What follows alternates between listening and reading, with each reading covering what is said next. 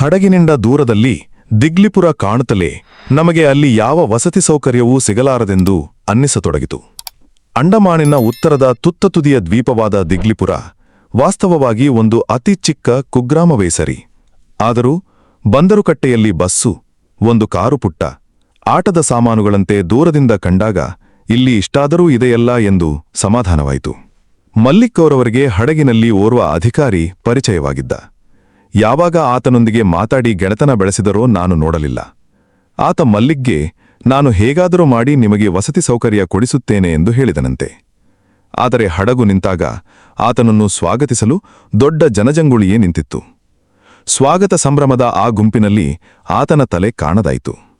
ಆತ ಮಲ್ಲಿಕ್ಗೆ ಕೊಟ್ಟ ಆಶ್ವಾಸನೆಯನ್ನು ಮರೆಕೇ ಬಿಟ್ಟನೇನೋ ಎಂದು ಅನುಮಾನ ಆರಂಭವಾಯಿತು. ಏನಾದರಾಗಲಿ ವಾಪಸ್ ಹೋಗಲು ಮೊದಲು ಟಿಕೆಟ್ ತಗೊಂಡು ಬನ್ನಿ, ನಾವು ಬೀದಿಯಲ್ಲೇ ರಾತ್ರಿ ಕಳೆಯುವುದಾದರೂ ಪರವಾಗಿಲ್ಲ ಎಂದು ನನ್ನನ್ನು ಚಂದ್ರವನ್ನು ಬಸ್ ಹತ್ತಿಸಿ ಕಳಿಸಿದರು. ದಿಗ್ಲಿಪುರ ಊರು ಬಂದರುಕಟ್ಟೆಯಿಂದ 7-8 ಮೈಲು ದೂರದಲ್ಲಿತ್ತು. ಅಂಡಮಾನಿನಲ್ಲಿ ಹಡಗುಗಳಿಗೆ ಟಿಕೆಟ್ ಕೊಡುವುದು ಆಯಾ ಊರಿನ ಡೆಪ್ಯೂಟಿ ಕಮಿಷನರು ಅಥವಾ ತಹಸೀಲ್ದಾರರು. ಅದೇಕೆ ಈ ರೆವಿನ್ಯೂ ಅಧಿಕಾರಿಗಳಿಗೆ ಬಸ್ ಕಂಡಕ್ಟರುಗಳ ಕೆಲಸ ವಹಿಸಿದ್ದಾರೋ? ದಿಗ್ಲಿಪುರದ ತಾಲೂಕು ಕಚೇರಿಯಲ್ಲಿ ತಹಸೀಲ್ದಾರರಿಗೆ ಕಾದು ಕಾದು ಸಾಕಾಯಿತು. ಕೊನೆಗೊಬ್ಬ ಗುಮಾಸ್ತ ತಾನೇ ಟಿಕೆಟ್ ಕೊಡಲು ಮುಂದಾದ. ಕೇಬಿನಿನ ಸೀಟುಗಳೆಲ್ಲ ಬುಕ್ ಆಗಿದ್ದವು. ಸರ್ಕಾರಿ ಅಧಿಕಾರಿಗಳಿಗೆ ಕೇವಲ ಡೆಕ್ ಸೀಟುಗಳು ಮಾತ್ರ ಉಳಿದಿದ್ದವು. ಟಿಕೆಟ್ ತಗೊಳ್ಬೇಕಾದ್ರೆ ಚಂದ್ರು ಫೋರ್ಟ್ ಬ್ಲೇರಿಗೆ ಟಿಕೆಟ್ ತಗೊಳ್ಳುವುದರ ಬದಲು ಮಾಯಾಬಂದರಿಗೆ ತಗೊಂಡರು. ಮಾಯಾಬಂದರಿನಿಂದಾದರೂ ಕೇಬಿನ್ನಲ್ಲಿ ಸೀಟು ಸಿಗಬಹುದೇ ಎಂದು ಅವರು ತಪ್ಪು ಲೆಕ್ಕಾಚಾರ ಹಾಕಿದರು. ಬರುತ್ತಾ ನಾವು ದಿಗ್ಲಿಪುರದ ಮೀನು ಮಾರ್ಕೆಟಿಗೆ ಹೋದವು. ಫೋರ್ಟ್ ಬ್ಲೇರ್ ನಗರದ ಮೀನು ಮಾರ್ಕೆಟಿನ 2ರಷ್ಟು ದೊಡ್ಡದಾಗಿತ್ತು. ಅಷ್ಟಲ್ಲದೆ ಫೋರ್ಟ್ ಬ್ಲೇರ್ನಲ್ಲಿ ನಾವು ಕಾಣದಿದ್ದ ಅನೇಕಾನೇಕ ವಿಚಿತ್ರ ಮೀನುಗಳು ಅಲ್ಲಿ ರಾಶಿ ಬಿದ್ದಿದ್ದವು. ಅಲ್ಲಿನ ಸಮೃದ್ಧಿಯನ್ನು ನೋಡಿ ನಮಗೆ ಆಶ್ಚರ್ಯವಾಯಿತು. ಬಾಳೆಕಾಯಿಗಿಂತ ದಪ್ಪಗಿದ್ದ ಸೀಗಡಿಗಳು ಕೆಜಿಗೆ 10 ರೂಪಾಯಿಯಂತೆ ಬುಟ್ಟಿಗಟ್ಟಲೆ ಬಿದ್ದಿದ್ದವು. ನಾವು ಬಂದರಿಗೆ ಹಿಂದಿರುಗಿ ಹೋದ ಮೇಲೆ ನಮಗೆ ಅಲ್ಲೇನು ಕೆಲಸ? ಅಕಸ್ಮಾತ್ ಇವರಾರಿಗೂ ವಸತಿ ಸೌಕರ್ಯ ಸಿಗದಿದ್ದರೆ ಗಾಳ ಹಾಕಿಕೊಂಡು ಸಮುದ್ರದ ದಂಡೆಯ ಮೇಲೆ ರಾತ್ರಿ ಕಳೆದು ಬಿಡೋಣ ಎಂದು ನಿರ್ಧರಿಸಿ ಚಂದ್ರು ಸೀಗಡಿಯವನಿಗೆ 1 ರೂಪಾಯಿಗೆ ಸೀಗಡಿ ಕೊಡಲು ಕೇಳಿದರು. ಆತ ಇವನ್ನು ಜಿಂಗಾ ಎಂದು ಕರೆಯಬೇಕೆಂದು ಹೇಳಿದ. ಒಂದು ಪ್ಲಾಸ್ಟಿಕ್ ಪಟ್ಟಣ ತೆಗೆದುಕೊಂಡು ಜಿಂಗಾಗಳನ್ನು ತೂಕ ಸಹ ಮಾಡದೆ ಅದಕ್ಕೆ ತುರುಕತೊಡಗಿದ. ಒಂದು ಸಮಾರಾಧನೆಗಾಗುವಷ್ಟು ಜಿಂಗಾಗಳನ್ನು ಚೇಲ ಬಿರಿಯುವಂತೆ ತುಂಬಿದ್ದನ್ನು ನೋಡಿ ಗಾಬರಿಯಾದ ಚಂದ್ರು, 1 ರೂಪಾಯಿ ನೀನೇ ಇಟ್ಟುಕೋ, ಆದರೆ ನಮಗೆ ಇಷ್ಟೊಂದು ಜಿಂಗಾಗಳು ಬೇಡ ಎಂದು ಅರ್ಧಕ್ಕರ್ಧ ಜಿಂಗಾ ಅವನ ಬುಟ್ಟಿಗೆ ಹಾಕಿದರು. ಈ ಸಮೃದ್ಧಿ ಮತ್ತು ಅಗ್ಗದ ದರಗಳನ್ನು ನೋಡಿ ನಮಗೆ ದಿಗ್ಲಿಪುರದ ಮೇಲೆ ಶುಂಭ ಮಮತೆ ಹುಟ್ಟಿತು. ದಿಗ್ಲಿಪುರದಲ್ಲಿ ದೊರೆಯುವ ಶ್ರೇಷ್ಠ ಮೀನುಗಳನ್ನು ಜಿಂಗಾಗಳನ್ನು ರುಚಿ ನೋಡಲಾದರೂ ದಿಗ್ಲಿಪುರದಲ್ಲಿ ಕೆಲವು ದಿನ ಉಳಿಯಬೇಕನ್ನಿಸಿತು. ಆದರೆ ಏನು ಮಾಡುವುದು? ನಮಗಿದ್ದ ಕಾಲಮಿತಿಯೇ ನಮಗೊಂದು ಶಾಪವಾಗಿತ್ತು. ನಾವು ದಿಗ್ಲಿಪುರಕ್ಕೆ ಹೋದಾಗ ಏನೇನು ನಡೆಯಿತೋ ಗೊತ್ತಿಲ್ಲ. ಬಂಗಲೆಯ ಮೇಲೆ ಬೀಗ ತೆಗೆಂಡು ಎತ್ತಲೋ ಹೋಗಿದ್ದವಂತೆ. ಮಲ್ಲಿಕ್ ಅವರ ಸ್ನೇಹಿತರಾದ ಅಧಿಕಾರಿ ಆ ಬೀಗ ಒಡೆಸಿ ಅದರಲ್ಲಿರಲು ನಮಗೆ ಸ್ಥಳಾವಕಾಶ ಮಾಡಿಕೊಟ್ಟರಂತೆ. ಆ ಪ್ರವಾಸಿ ಗೃಹ ಅಲ್ಲಿನ ಅತ್ಯಂತ ಎತ್ತರದ ಜಾಗದಲ್ಲಿತ್ತು. ಬೆಟ್ಟ ಹತ್ತಲು ಪಾವಟಿಗಳ ಸಾಲಿದ್ದವು. ಅಲ್ಲಿಂದ ಇಡೀ ದಿಗ್ಲಿಪುರದ ದೃಶ್ಯಗಳೆಲ್ಲ ಕಾಣುತ್ತಿತ್ತು. ನಾವು ದಿಗ್ಲಿಪುರಕ್ಕೆ ಹೋದಾಗ ಅಲ್ಲಿಗೆ ಒಬ್ಬ ದೊಡ್ಡ ದೊಡ್ಡ ಜಿಂಗಾಗಳನ್ನು ಹೊತ್ತು ತಂದನಂತೆ. ರಾಜೇಶ್ವರಿ ರಾಮದಾಸ್ ಇಬ್ಬರೂ ಅದನ್ನು ಕೊಳ್ಳಲು ಹೋದರಂತೆ. ಆದರೆ ಅಷ್ಟರಲ್ಲೇ ಓಗೆ ಹಡಗಿನ ಅಡುಗೆಯವನು ಬಂದು ಇವರಿಗೊಚ್ಚೂ ಸಿಕ್ಕದಂತೆ ಇಡೀ ಬುಟ್ಟಿಯನ್ನೇ ಕೊಂಡುಬಿಟ್ಟನಂತೆ. ಇಬ್ಬರೂ ಹಡಗಿನ ಅಡುಗೆಯವನಿಗೆ ಶಾಪ ಹಾಕುತ್ತಾ ಇದನ್ನು ಹೇಳಿದರು. ನಮ್ಮ ಬಳಿ ಎಣ್ಣೆ ಹೆಂಚು ಎಲ್ಲ ಇತ್ತು, ಅದನ್ನು ಕೊಂಡಿದ್ದರೆ ನಾವೇ ಹುರಿದು ಅದನ್ನು ತಯಾರು ಮಾಡಬಹುದಿತ್ತೆಂದು ಹೇಳಿಕೊಂಡು ಇಬ್ಬರು ಕೊರಗುತ್ತಾ ಇದ್ದರು. ಇವರಿಗೆ ನಾವು ದಿಗ್ಲಿಪುರದಲ್ಲಿ ನೋಡಿದ ಜಿಂಗಾಗಳ ಬಗ್ಗೆ ತಿಳಿಸಿದವು. ನಮಗೆ ಮಾತು ಹೇಳಿದ್ದರೆ 1 ಅಲ್ಲ 10 ಬುಟ್ಟೆ ಜಿಂಗಾ ನಾವು ತರಬಹುದಿತ್ತು. ಅಲ್ಲೊಬ್ಬ ಬಂಗಾಳಿ ಒಂದು ಗುಡಿಸಲು ಕಟ್ಟಿಕೊಂಡು ಟೀ ಶಾಪು ನಡೆಸುತ್ತಿದ್ದ. ಅವನು ರಾತ್ರಿ ಊಟ ಹಾಕಲು ಒಪ್ಪಿಕೊಂಡಿದ್ದ. ನಮಗೆ ಜಿಂಗಾ ಪಲ್ಯ ಮಾಡಿಕೊಡುತ್ತೇನೆ ಎಂದು ಆಶ್ವಾಸನೆ ಕೊಟ್ಟ. ಜಿಂಗಾ ಅಡುಗೆ ಮಾಡುವುದು ಬಹಳ ಸುಲಭ. ಅದರ ತಲೆ ತೆಗೆದೆಸೆದು ಕೊಂಚ ಉಪ್ಪು ಖಾರ ಹಾಕಿ ಎಣ್ಣೆಯಲ್ಲಿ ಹುರಿದರೆ ಸಾಕು, ಗೇರು ಬೀಜದಂತೆ ಕರಗತೊಡಗುತ್ತದೆ. ತಟ್ಟೆ ಖಾಲಿಯಾಗುವವರೆಗೂ ಎದ್ದೇಳಲು ಮನಸ್ಸೇ ಬರುವುದಿಲ್ಲ. ದಿಗ್ಲಿಪುರದಲ್ಲಿ ಮನಃತೃಪ್ತಿಯಾಗುವವರೆಗೂ ಜಿಂಗಾ ತಿನ್ನದೇ ಬಂದದ್ದು ನಮ್ಮ ಗೆಳೆಯರಿಗೆಲ್ಲ ಇವತ್ತಿಗೂ ದೊಡ್ಡ ಕೊರಗಾಗಿ ಉಳಿದಿದೆ. ಈ ಥರ ಆಸೆಯಿಟ್ಟುಕೊಂಡು ಸತ್ತು ಅಂತರಪಿಶಾಚಿಯಾಗುವುದರ ಬದಲು ದಿಗ್ಲಿಪುರಕ್ಕೆ ಇನ್ನೊಮ್ಮೆ ಹೋಗಿ ನಮ್ಮ ನಾಲಿಗೆ ಶವಲ ತೀರಿಸಿಕೊಂಡು ಬರುವುದು ಒಳ್ಳೆಯದಲ್ಲವೇ? ಜಿಂಗಾಗೋಸ್ಕರ ತಾತ್ಕಾಲಿಕವಾಗಾದರೂ ನಮಗೆ ದೆವ್ವ ಪಿಶಾಚಗಳಲ್ಲಿ ನಂಬಿಕೆ ಬರತೊಡಗಿರುವುದು ಸೋಜಿಗದ ಸಂಗತಿ. ನಾವು ತಂದಿದ್ದ ಜಿಂಗಾ ತಗೊಂಡು ರಾತ್ರಿ ಸಮುದ್ರದ ತೀರದ ಬಂದನಿಗೆ ಹೋದವು. ಕೈಯಲ್ಲೊಂದು ರೀಲು ರಾಡು ಇದ್ದರೆ ಕಾಲ ಸರಿಯುವುದು ಗೊತ್ತಾಗುವುದೇ ಇಲ್ಲ. ಝಿಂಗಾ ಹಾಕಿ ನಾನೊಂದು ಮೀನು ಹಿಡಿದಾಗ ನನ್ನ ಹಿಂದೆ ರಾಜೇಶ್ವರಿ ನಿಂತಿದ್ದಳು. ಅದು ಯಾವ ಮೀನು ಎಂದು ಕೇಳಿದಳು. ನನಗೆ ಗೊತ್ತಿರಲಿಲ್ಲ. ದಾರಿಹೋಕನೊಬ್ಬನನ್ನು ಮೀನು ತೋರಿಸಿ ಉಸ್ಕಾ ನಾಮ್ ಕ್ಯಾ ಎಂದೆ. ಕಟ್ಟ ಎಂದ. ನನಗೆ ಆಶ್ಚರ್ಯವಾಯಿತು. ಕಟ್ಟ ಮೀನು ನಾನು ತಿಳಿದಂತೆ ಸಿಹಿನೀರಿನ ಮೀನು. ಬಹುಶಃ ಇವರೆಲ್ಲ ಕಂಡದ್ದೆಲ್ಲವನ್ನೂ ಕಟ್ಟ, ರೂಹು, ಮೃಗಾಲ್ ಎಂದು ಕರೆಯುತ್ತಾರೇನೋ ಎಂದು. ಇವರೆಲ್ಲ ಮೀನುಗಳಲ್ಲಿ ತಿನ್ನಬಹುದಾದದು, ತಿನ್ನಬಾರದಾದದು ಈ 2 ಅಂಶಗಳನ್ನು ಮಾತ್ರ ಪ್ರಮುಖವಾಗಿ ಗಮನಿಸುತ್ತಾರೆ ಎಂದು ಕಾಣುತ್ತದೆ. ನಾವು ಹಿಡಿದ ಸಮುದ್ರ ಜೀವಿಗಳನ್ನು, ನೋಡಿದ ಪಶುಪಕ್ಷಿಗಳನ್ನು, ಕಂಡ ಮರಗಿಡಗಳನ್ನು ಅಭ್ಯಾಸ ಮಾಡಲು ತಕ್ಕ ಸಾಹಿತ್ಯವನ್ನು ಒಯ್ಯದಿದ್ದದು ದೊಡ್ಡ ತಪ್ಪಾಯಿತು. ದೂರದಲ್ಲಿ ಒಂದು ಟ್ಯೂಬ್ ಲೈಟ್ ಇತ್ತು. ಅದರ ಬೆಳಕು ಕ್ಷೀಣವಾಗಿ ಬೆಳ್ಳಿಂದಿಗಳಿನಂತೆ ಸಮುದ್ರದ ಮೇಲೆ ಬೀಳುತ್ತಿತ್ತು. ನಾನು ಅದರ ಬೆಳಕಿನಲ್ಲಿ ಸಮುದ್ರದ ಒಳಗೆ ಎಂಥವೋ ನೆರಳುಗಳು ಹರಿದಾಡುತ್ತಿದ್ದದನ್ನು ನೋಡಿದೆ. ಮೊದಲು ಈ ಛಾಯೆಗಳು ಸಮುದ್ರದ ಅಲೆಗಳಿಂದ ಉಂಟಾಗುತ್ತಿರುವ ಭ್ರಾಂತಿ ಎಂದೇ ತಿಳಿದೆ. ಆದರೆ ಅವು ಪದೇ ಪದೇ ಕಾಣತೊಡಗಿದಾಗ ಕೊಂಚ ಗಮನವಿಟ್ಟು ನೋಡಬೇಕಾಯಿತು. ಅವಕ್ಕೊಂದು ನಿಶ್ಚಿತ ಚಲನೆ ಇದ್ದಂತೆ ಕಂಟು. ಒಮ್ಮೆ 2-3 ನೆರಳುಗಳು ಒಟ್ಟಿಗೆ ಓಡಾಡುವಂತೆ ತೋರಿತು. ದೀಪದ ಬೆಳಕಿಗೆ ಶಾರ್ಕ್ಗಳು ಸಮುದ್ರದಲ್ಲಿ ಆಕರ್ಷಿತವಾಗುತ್ತವೆ ಎಂದು ನಮಗೆ ನಾನ್ಕೋರಿ ಹಡಗಿನ ನ್ಯಾವಿಗೇಟರು ಹೇಳಿದ್ದು ಜ್ಞಾಪಕಕ್ಕೆ ಬಂತು. ಆದರೆ ಆ ನೆರಳುಗಳು ಶಾರ್ಕ್ಗಳಂತೆ ಕಾಣಲಿಲ್ಲ. ಇದೇನು, ಎಷ್ಟು ದಿಟ್ಟಿಸಿ ನೋಡಿದರೂ ಛಾಯಾಮಾತ್ರವಾದ ಈ ನೆರಳುಗಳ ರೂಪರೇಷೆಗಳನ್ನು ಊಹಿಸಲು ಸಾಧ್ಯವಾಗಲಿಲ್ಲ. ಅವು ಅಕ್ಷರಶಃ ನೆರಳುಗಳಂತೆಯೇ ಇದ್ದವು. ಇದ್ದಕ್ಕಿದ್ದಂತೆ ಬಾಣದಂತೆ ವೇಗವಾಗಿ ಅಂತರ್ಧಾನವಾಗುತ್ತಿದ್ದವು. ನಿಧಾನವಾಗಿ ಸಮುದ್ರದ ಕತ್ತಲ ತಳದಿಂದ ಉದ್ಭವಿಸುತ್ತಿದ್ದವು. ಹೊತ್ತು ನಿಂತು ಅದೇನೆಂದು ನೋಡುತ್ತಲೇ ಇದ್ದೆ. ರಾಜೇಶ್ವರಿ ನಿದ್ದೆ ಬರುತ್ತದೆ ಮತ್ತೆ ತುಂಬಾ ಎಂದು ಹೇಳಿ ಪ್ರವಾಸಿ ಗ್ರಹದ ಕಡೆಗೆ ಹೋದಳು. ಇವು ಏನು, ಮೀನುಗಳೇ, ಶಾರ್ಕ್ಗಳೇ? ಹಾಗಾದರೆ ಗಾಳದ ತಿಂಡಿಗೆ ಸಿಕ್ಕುತ್ತವೆ ಯೋಚಿಸಿದೆ. ನನ್ನ ಗಾಳಕ್ಕೆ ಒಂದು ಝಿಂಗಾ ಚುಚ್ಚಿ ಸಮುದ್ರದತ್ತ ಬೀಸಿದೆ. ಝಿಂಗಾ ಬೆಳ್ಳಗಿದ್ದರಿಂದ ಸಮುದ್ರದ ಕರಿಯ ಹಿನ್ನೆಲೆಯಲ್ಲಿ ಚೆನ್ನಾಗಿ ಕಾಣುತ್ತಿತ್ತು. ಅಲೆಗಳ ಮೇಲೆ ಅದನ್ನೇ ಗಮನಿಸುತ್ತಿದ್ದ ನನಗೆ 2 ನೆರಳುಗಳು ನಿಧಾನವಾಗಿ ಸಾಗರದ ಕರಿಯ ತಳದಿಂದ ಮೂಡಿ ಅದಕ್ಕೆ ಹತ್ತಿರವಾದವು. ನಾನು ಉದ್ವೇಗದಿಂದ ಗಾಳಕ್ಕೆ ಚುಚ್ಚಿದ ಝಿಂಗಾ ನೋಡುತ್ತಲೇ ಇದ್ದೆ. ಒಂದು ನೆರಳು ತೀರ ಹತ್ತಿರವಾಯಿತು. ನಾನು ಗಾಳಕ್ಕೆ ಚುಚ್ಚಿದ ಬಿಳ್ಳಿಯ ಝಿಂಗಾ ನೆರಳಿನಲ್ಲಿ ಐಕ್ಯವಾಗಿ ಕಾಣದಾಯಿತು. ಗಾಳದ ಗಾರ ಸರಣೆ ಮುಂದುವರಿದು ಬಿಗಿಯಾಯಿತು. ಚಕ್ಕಂದು ದಾರ ಎಳೆದೆ, ಗಾಳಕ್ಕೆ ಏನೂ ಸಿಕ್ಕಲಿಲ್ಲ.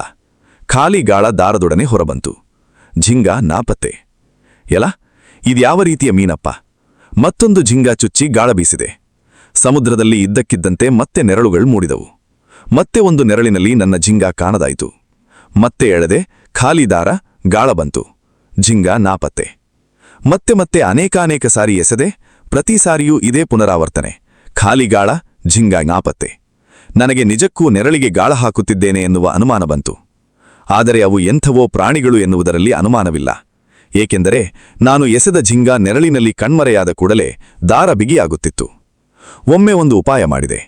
ಆ ನೆರಳು ನನ್ನ ಝಿಂಗಾ ಹಿಡಿದು ದಾರ ಎಳೆದುಕೊಂಡು ಹೊರಟಲು ನಾನು ದಾರ ಎಳೆಯದೆ ಸಡಿಲ ಮಾಡಿ ದಾರ ಬಿಡುತ್ತಾ ಬಂದೆ. ತುಂಬಾ ದೂರ ದಾರ ಎಳೆದುಕೊಂಡು ಆ ಛಾಯಾ ಪಿಶಾಚಿ ಸಮುದ್ರದಲ್ಲಿ ನಾಪತ್ತೆಯಾಯಿತು. ಆಗೊಮ್ಮೆ ದಾರ ಕೊಡುವುದನ್ನು ನಿಲ್ಲಿಸಿ ದಾರ ಬಿಗಿಯಾಗುತ್ತಲೂ ಬಲವಾಗಿ ದಾರ ಜಗ್ಗಿಸಿ ಎಳೆದೆ. ಗಾಳಕ್ಕೆ ಆ ಪ್ರಾಣಿ ಸಿಕ್ಕಿಕೊಂಡಿರಬೇಕು. ಅದರ ಇಡೀ ಭಾರ ನನ್ನ ರಾಡಿನ ಮೇಲೆ ಬೀಳತೊಡಗಿತು. ತಗೊಳ್ಳಿ, ಎಳೆದಾಟ ಶುರುವಾಯಿತು. ಅದರ ಎಳೆದಾಟಕ್ಕೆ ನನ್ನ ರಾಡು ಬಳುಕುತ್ತಾ ನೃತ್ಯ ಮಾಡತೊಡಗಿತು. ಕೊಂಚ ಹೊತ್ತಿನೊಳಗೆ ದಡದತ್ತ ಅದನ್ನು ಎಳೆದು ಟ್ಯೂಬ್ಲೈಟ್ ಅಡಿ ಹಾಕಿದೆ. ನನಗೆ ಆಶ್ಚರ್ಯ ಕಾದಿತ್ತು. ಆ ಛಾಯಾ ಪಿಶಾಚಿ ಮೀನೂ ಅಲ್ಲ, ಏಡಿಯೂ ಅಲ್ಲ, ಆಮೆಯೂ ಅಲ್ಲ. ಅದೊಂದು ಸ್ಕ್ವಿಡ್. ನನಗೆ ಆನಂದ, ಆಶ್ಚರ್ಯ, ಖುಷಿ ಎಲ್ಲ ಏಕಕಾಲಕ್ಕೆ. ಸ್ಕ್ವಿಡ್ಗಳ ಬಗ್ಗೆ ತುಂಬಾ ಓದಿದ್ದೆ. ಸಾಗರದ ಈ ಭಯಂಕರವಾದ ವಿಚಿತ್ರ ಜೀವಿಗಳನ್ನು ಎಂದಾದರೊಮ್ಮೆ ಜೀವಂತವಾಗಿ ನೋಡಬೇಕೆಂದು ಆಶಿಸಿದ್ದೆ. ಆದರೆ ನಾನೇ ಅದನ್ನು ಹಿಡಿದು ಈಗ ದಡಕ್ಕೆ ಎಳೆದು ಹಾಕಿದ್ದೆ. ಅಂಡಮಾನಿನಲ್ಲಿ ದಡಕ್ಕೆ ಇಷ್ಟೊಂದು ಸಮೀಪದಲ್ಲೇ ಸ್ಕ್ವಿಡ್ಗಳು ಛಾಯಾನರ್ತನ ಮಾಡುತ್ತಿರುವುದು ನನಗೆ ಅಚ್ಚರಿಯ ಸಂಗತಿ. ಸ್ಕ್ವಿಡ್ಗಳ ಅನೇಕ ಭಯಂಕರ ಕಥೆಗಳಲ್ಲಿ ಲೈಟ್ ಬೆಳಕಿನಲ್ಲಿ ಬಿದ್ದಿದ್ದದನ್ನು ನೋಡಿ ಜ್ಞಾಪಕಕ್ಕೆ ಬರತೊಡಗಿತು. ಇವು ದೋಣಿಗಳಲ್ಲಿ ಹೋಗುತ್ತಿರುವವರನ್ನು ಎಳೆದು ತಿಂದಿವೆ. ಸಮುದ್ರದಲ್ಲಿ ಮುಳುಗುವ ಈಜುಗಾರರ ಅನೇಕರನ್ನು ಮತ್ತೆ ದಡ ಹತ್ತದಂತೆ ಮಾಡಿವೆ. ಗಾಳಕ್ಕೆ ಸಿಕ್ಕಿದ ದೊಡ್ಡ ದೊಡ್ಡ ಮೀನುಗಳನ್ನು ದಡಕ್ಕೆಳೆದುಕೊಳ್ಳುವ ಮೊದಲೇ ಅಸ್ಥಿಪಂಜರ ಮಾಡಿವೆ. ಇವುಗಳ ಗುಂಪನ್ನು ಕಂಡರೆ ತಿಮಿಂಗಿಲಗಳು ಕೂಡ ಬೇಗ ಜಾಗ ಖಾಲಿ ಮಾಡುತ್ತವೆ. ದೀಪದ ಬೆಳಕಿನಲ್ಲಿ ಗಾಳಕ್ಕೆ ಸಿಕ್ಕಿಕೊಂಡಿದ್ದ ಸ್ವಿಡ್ಡನ್ನು ಭಯ ಗೌರವಗಳಿಂದ ನುಡಿದೆ. ಆಕ್ಟೋಪಸ್ಸಿಗಿರುವಂತೆಯೇ ಸ್ವಿಡ್ಗೂ ಮುಂದುಗಡೆ 8 ನೀಳ ಬಾಹುಗಳಿರ್ತವೆ. ಬಾಹುಗಳೊಂದಕ್ಕೆ ನನ್ನ ಗಾಳ ಚುಚ್ಚಿಕೊಂಡಿತ್ತು. ಸ್ವಿಡ್ನ ಬಾಹುಗಳು ದಾರಕ್ಕೆ ನುಲಿದು ತಿರುಗುತ್ತಿದ್ದವು. ಸ್ವಿಡ್ಗಳಿಗೆ ಮೀನುಗಳಿಗಿರುವಂತೆ ಬಾಯಿರುವುದಿಲ್ಲ. ಅದರ ಬದಲು ಗಿಳಿಗಳಿರುವಂತಹ ಉಕ್ಕಿನಷ್ಟು ಗಟ್ಟಿಯಾದ ಕೊಕ್ಕಿರುತ್ತದೆ. ಅದಕ್ಕೆ ನನ್ನ ಗಾಳ ಕೊಕ್ಕಿಗೆ ಚುಚ್ಚಿಕೊಳ್ಳದೆ ಖಾಲಿ ಹಿಂದಿರುಗಿ ಬರ್ತಿದ್ದುದು. ಸ್ಕ್ವಿಡ್ ದೇಹ ಆಕ್ಟೋಪಸ್ಸಿನಂತ ಜೋಳಿಗೆಯಂತ ಗುಂಡಗಿರುವುದಿಲ್ಲ.